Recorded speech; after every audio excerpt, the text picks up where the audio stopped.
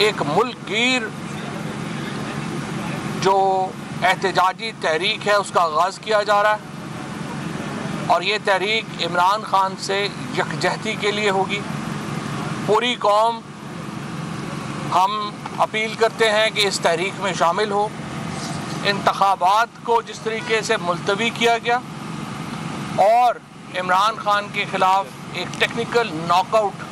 की जो मुहिम शुरू की गई है उसके ख़िलाफ़ पूरी कौम यक ज़ुबान होके यकजा होके कल तहरीके इंसाफ की रैलीज़ के लिए निकले। उसके बाद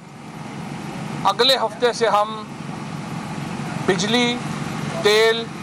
और खाने पीने की अशिया में जो महंगाई हुई है उसके ऊपर भी जो है वो बात करेंगे। लेकिन इस वक्त हमारा जो वो फोकस है वो -1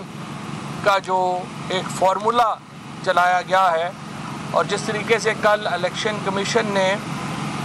ये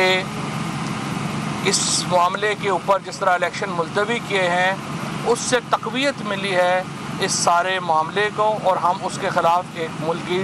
तहरीक चलाने के लिए जो है वो जा रहे हैं। पाकिस्तान में जो इस वक्त हालात हैं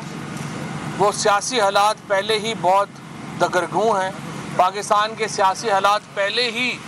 बहुत मुश्किलात का शिकार हैं और हम ये देख रहे हैं कि एक ऐसे वक्त में जब मुल्क में सैलाब आया हुआ है,